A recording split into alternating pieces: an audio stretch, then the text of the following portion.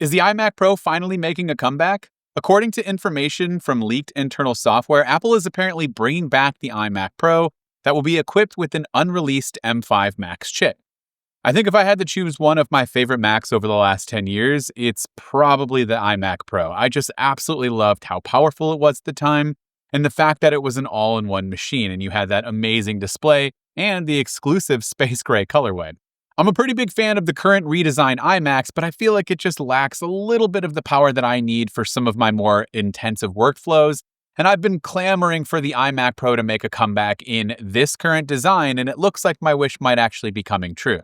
Now, the finding comes from leaked kernel debug kit files used by Apple engineers, and these kernel debug kit files enumerate unreleased Apple hardware by internal identifiers such as codenames and platform names. Secondary summaries and screenshots referencing the same internal code have also been circulating in the Chinese tech community over the past few weeks, so it looks like we have a little bit more of a concrete foundation on some of these codenames and what they might be referencing. Now, the software contains references to an iMac with the identifier J833C running platform H17C.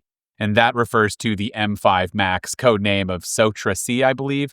This suggests that an iMac with the M5 Max chip is basically just an active testing.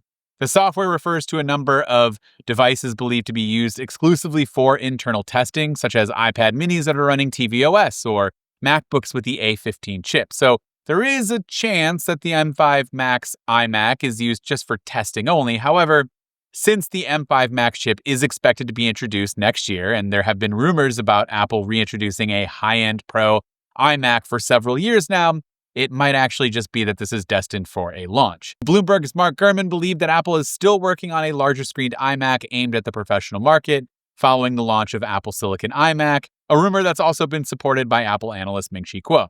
So, I would love if Apple can somehow get a 32-inch variant of the current iMac design, but with these beefed up internals for the Pro-driven workflows, because if I had one complaint of the previous version, it was just that the 27-inch screen was just a little bit too small sometimes for my liking. I mean, it's definitely doable. I have multiple studio displays. Those are 27 inches, and I do work on those from time to time, but I have been for the last 6 or 7 years since it came out, been using the Pro Display XDR, which is right there behind me. And I think that's just the perfect size. 32 inches is a pretty big space to work with, and 27 is just, sometimes a little too small. Now, beyond just the iMac entry, we have a couple of others that have been laid out for future Mac configurations. So 14 and 16-inch MacBook Pro variants with the M5 Pro and M5 Max chips, which we do definitely expect to see next year.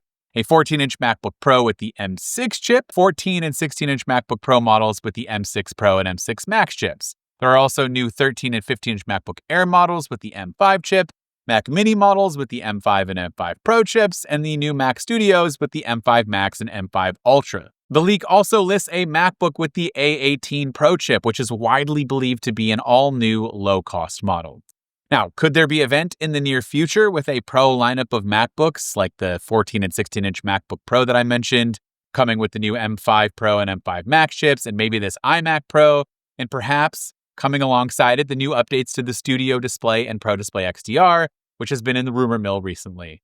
Now, to give you the TLDR on that, it seems like we are finally going to get a mini LED version of the Studio Display at some point with 120 Hz refresh rate and some similar updates to the Pro Display XDR and hopefully a webcam and a microphone and some speakers, which would be really nice. And that would be an excellent time to release all of that with the new M5 Pro and M5 Max chips and the lineup of the machines that we just talked about. But I would love to hear from you.